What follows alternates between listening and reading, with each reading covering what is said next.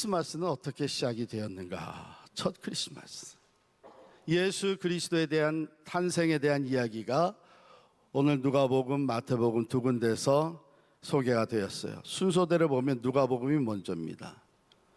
천사가 마리아에게 나타나서 수태고지를 하죠. Annunciation. 보라, 내가 잉태하여 아들을 낳으리니 그 이름을 예수라 하라. 그런 후에 마태복음에 보면은 천사가 요셉을 찾아가요. 요셉이 이 사실을 알게 됐어요. 마리아가 요셉과 약혼하고 동거하기 전에 성령으로 잉태된 것이 나타났더니 요셉이 소문을 들은 거죠. 여러분, 당시에 마리아와 요셉은 정혼한 관계였습니다. 오늘 성경에 읽을 때는 약혼이라고 되어 있는데 보다 정확한 이 번역은 정혼이 맞습니다. 당시 유대인들의 결혼은 세 단계로 이루어졌어요. 아이들이 어렸을 때에 양 가족의 그 아버지 둘이 약속을 합니다. 얘들이 크게 되면 결혼시킵시다. 이렇게 가지고서는 약속이 돼요.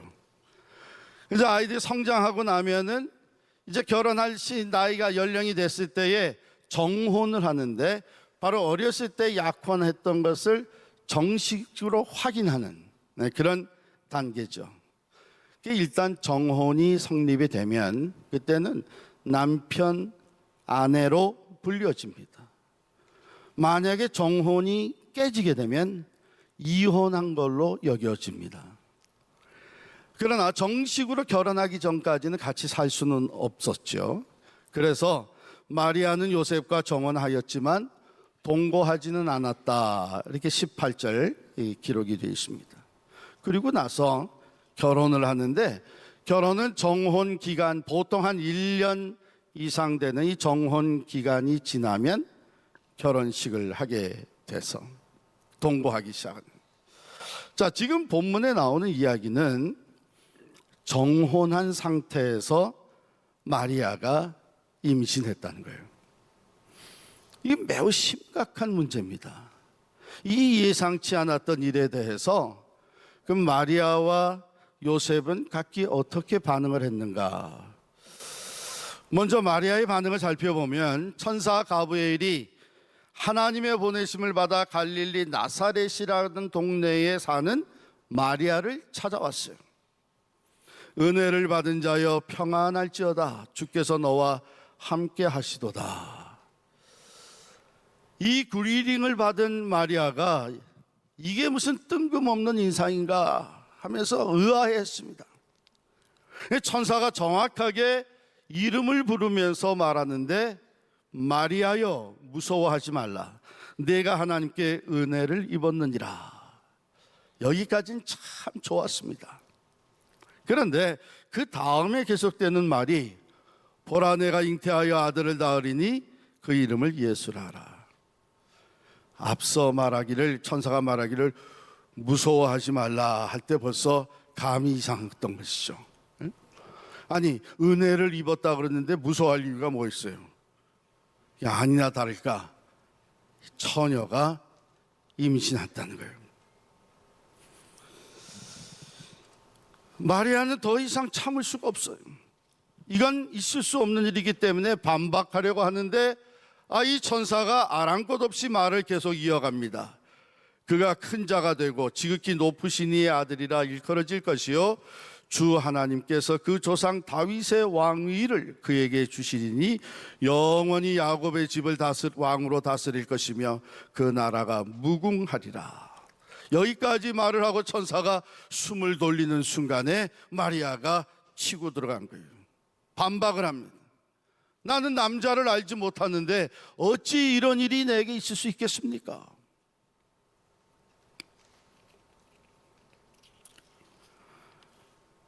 남자를 알지 못한다. 이건 내숭도 보통 내숭이 아니라, 아니 적어도 남자 요셉과 정혼한 사이인데 남자를 알지 못한다는 말이 거짓말같이 느껴질 수 있지만, 이거는 히브리 사람들의 표현 방식인데, 남자를 알지 못한다 하는 이 뜻은 남자와 육체적인 관계를 가진 적이 없다. 그런 말이에요. 그러니 이 일은 있을 수 없다고 하는 것이죠. 상식에서 벗어난 말이란 얘기입니다. 완전히 잘못 짚었다고 반박하는 것이죠. 이런 일은 있을 수도 없고 또 있어서도 안 되는 일이었어요. 마리아는 이것을 도저히 받아들일 수가 없는 메시지입니다. 왜냐하면 당시에 아직 결혼하지 아니하고 정혼한 처녀가 임신을 했다면 돌에 맞아 죽게 되어 있습니다. 그러므로 처녀 마리아가 임신하였다는 것은 은혜가 아니라 수치요 죽음을 당할 수 있는 엄청난 시련입니다.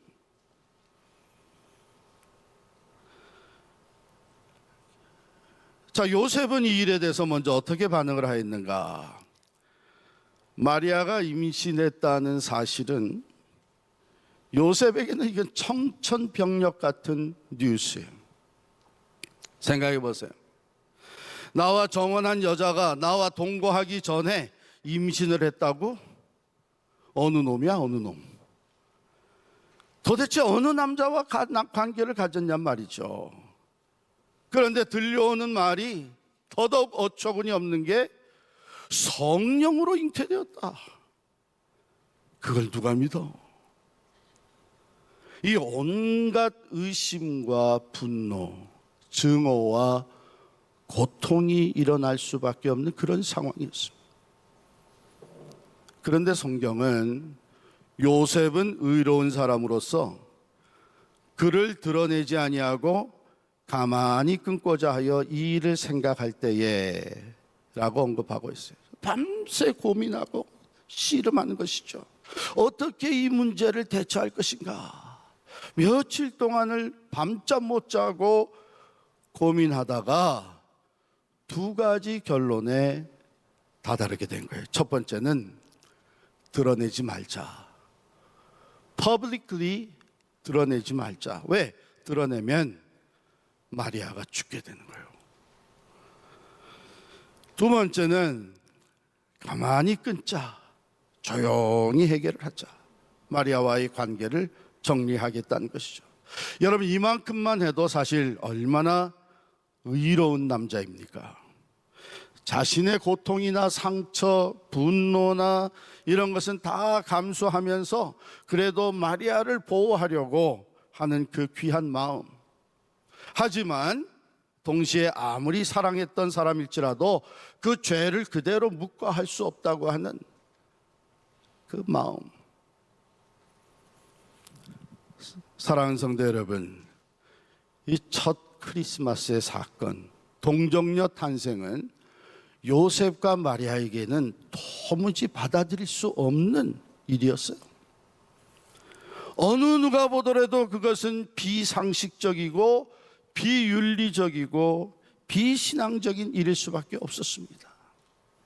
그러나 이야기는 전혀 상상할 수 없는 방향으로 이어져 갔습니다.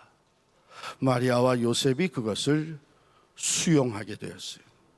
결국은 아기 예수가 탄생하였습니다. 크리스마스가 시작이 됐어요. 어떻게 해서? 오늘 양쪽 본문을 보게 되면 하나님께서 그들의 믿음을 세워주십니다.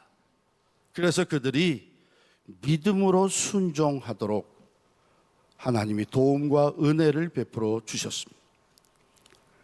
자, 그러면 하나님은 어떻게 그들의 믿음을 세워주셨는가? 먼저 마리아의 케이스를 보게 되면 마리아에게 그의 생각의 방향을 사람에게서부터 하나님께로 돌리게 했습니다.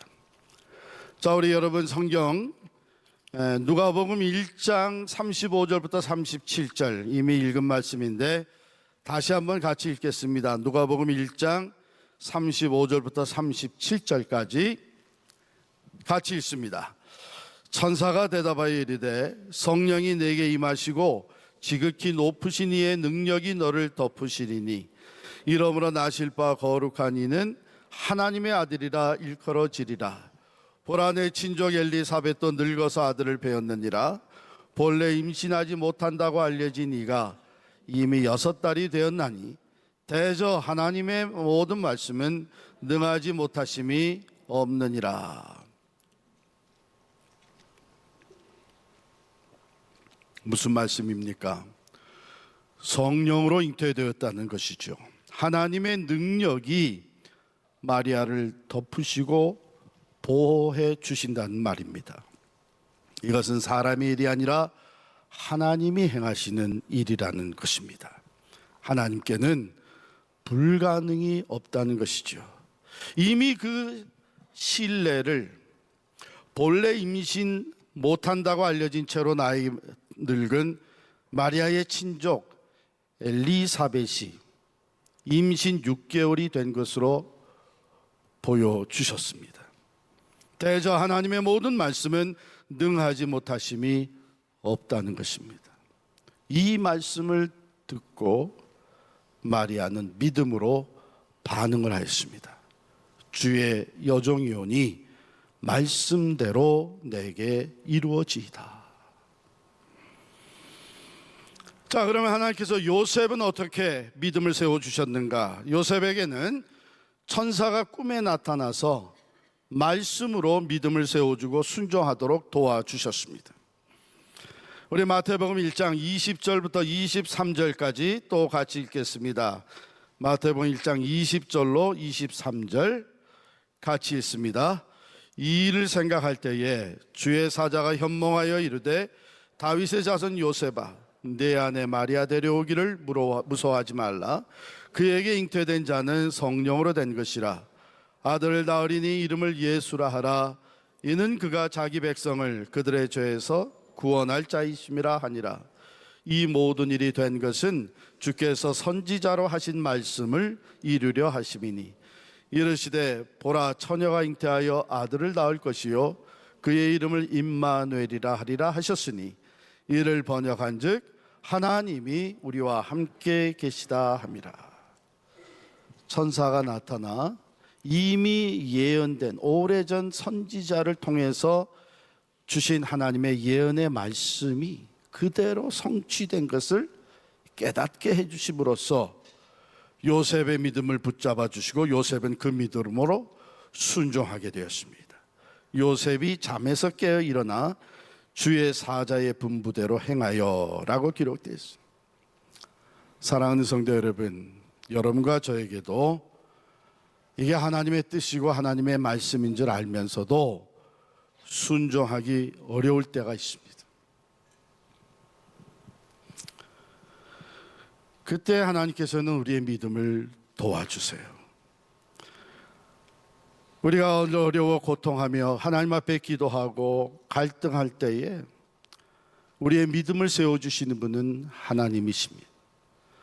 그래서 하나님의 뜻에 순종할 수 있도록 도와주시는 것이죠. 제가 지난 주간에 필라델피아, 펜실베니아에 가서 장례식의 순서를 맡아서 참석을 했습니다. 근데 그 집례하신 목사님이 경험하신 이야기를 예화로 드셨어요. 오래전에 필라델피아에 이민 온 한 가정, 집사님 가정이 아들 하나를 데리고 이민을 온 거예요. 그 아들 하나를 정성껏 키웠어요.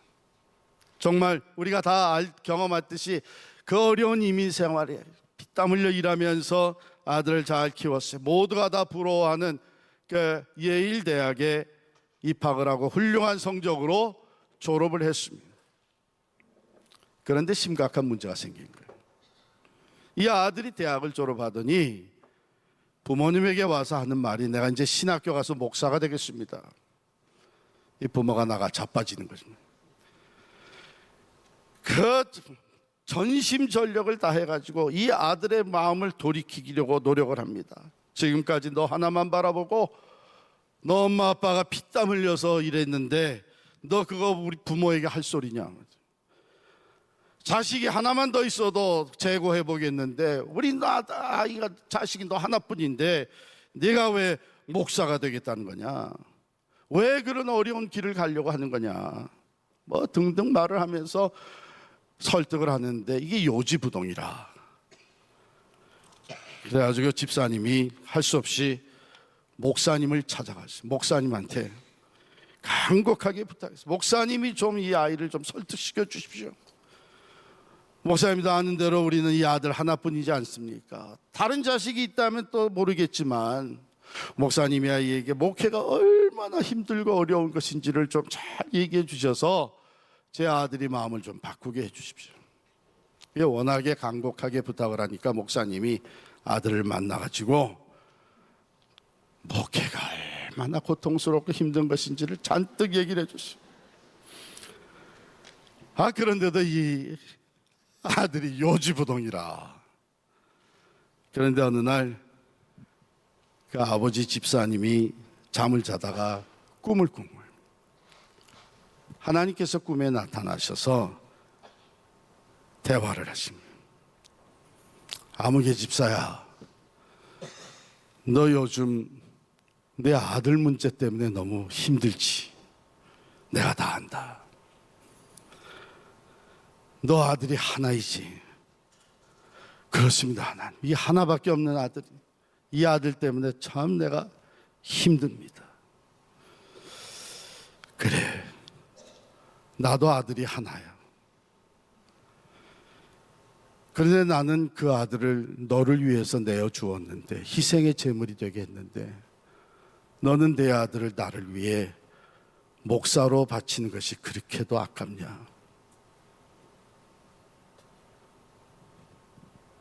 꿈에 이 말씀을 들은 집사님이 잠에서 깼습니다. 즉시 그 아들에게 신학교 갈 것을 허락을 했고요. 하나님께서 그 집사님의 믿음을 도와주신 것이죠. 믿음을 세워주신 거예요. 여러분, 때로 우리가 하나님의 말씀대로 순종하기가 어려운 이유가 무엇입니까? 우리의 상식과 기대에 맞지 않기 때문에, 내가 손해를 보고 어려움을 당하게 될까 봐 두려워서, 또는 내 자존심이 상하고 내가 수치와 희생을 당하게 될까 봐, 이런 이유들이 아니겠어요? 우리의 그러한 걱정과 염려, 두려움과 갈등 가운데서 하나님의 말씀에 귀를 기울이면 하나님은 말씀으로 우리의 믿음을 도와주십니다. 우리가 남달리 어려운 일에 결단하고 순종할 수 있었던 것이 내 믿음이 크기 때문이라고 결코 착각하지 마세요. 우리가 남들이 다 참 그걸 어떻게 해냈냐고, 어떻게 그 수많은 교인들이 다 하나가 돼서 믿음의 결단을 하고 건물도 포기하고 나올 수 있었느냐, 우리가 믿음이 커서 그렇다고 절대로 착각하지 마세요. 하나님이 믿음을 도와주셨기 때문이에요.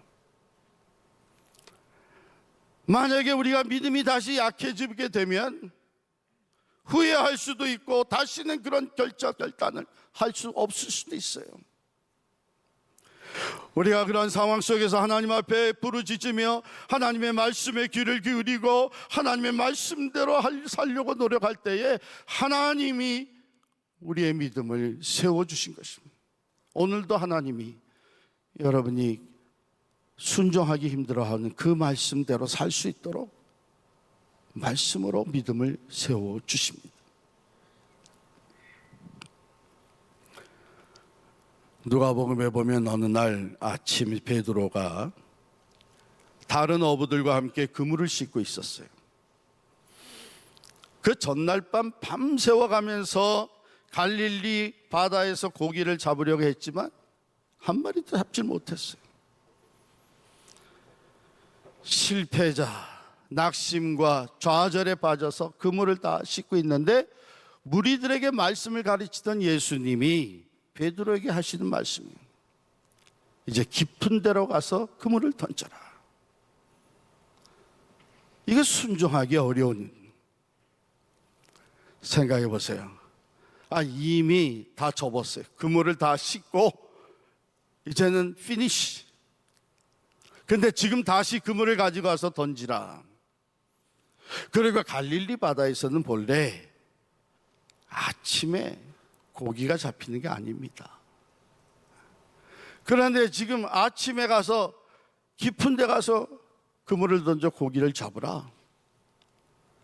이거는 비상식적인 거예요. 이거는 비현실적인 얘기예요. 그리고 한 걸음 더 나아가서 베드로가 누굽니까?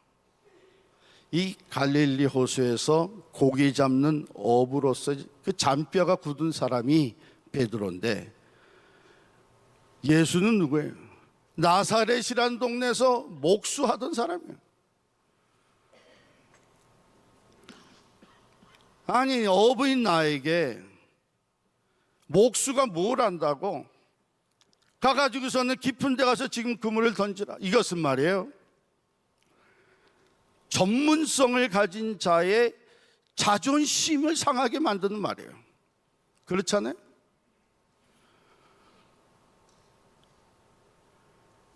목사에게 평신도가 와서 설교는 그렇게 하는 게 아니고 이렇게 하는 거다 얘기하면 엄청나게 자존심 상해요. 아니, 나는 신학교 졸업하고 지금 수십 년을 설교해 온 사람인데 이게 전문가로서의 전문가로서 자존심이 상하는 거예요. 여러분도 다 마찬가지일 거예요. 내 전문성을 내가 아는데 뭘 안다고. 이렇게 저렇게 봐도 이거는 순종하기가 어려운 그런 말이에요. 그런데 이 비상식적이고 비현실적일 뿐만 아니라 자기 자존심을 상하게 하는 그 말을 들었던 베드로가 순종하고자 하는 마음이 생겼어요. 그래서 대답합니다. 선생님, 우리들이 밤이 새도록 수고하였으되 잡은 것이 없지만은 말씀에 의지하여 그물을 내리리이다. 내가 생각하지 못했던 것을 지금 생각하게 만든, 맞아. 과거에도 그런 일이 있었지. 그래서 순종하는 것이 아니고, 당신이 나보다 더 경험이 많기 때문에 내가 순종하겠다는 것이 아니에요. 성도 여러분, 2019년 한 해가 다 저물어 갑니다. 이 해가 다 가기 전에 내가 하나님의 말씀대로 지금까지 순종하지 못했는데, 알면서도 불순종하며 살았는데 이제라도 순종하기를 원하는 한 가지가 있다면 여러분의 삶에 그게 무엇입니까? 그것을 순종하기 위해서 여러분은 하나님께 어떻게 기도하시겠습니까? 바라기는 믿음으로 순종하여 임마누엘의 축복을 누리는 삶이 되기를 축복합니다. 믿음으로 순종하여 하나님이 우리와 함께 계시다고 하는 임마누엘의 축복을 누리며 살아가는 여러분의 가정이 되기를 축복합니다. 믿음으로 순종하여 임마누엘의 축복, 하나님 우리와 함께 계심을 보여주면서 살아가는 크리스마스의 사람들이 되시기를 간절히 축복합니다.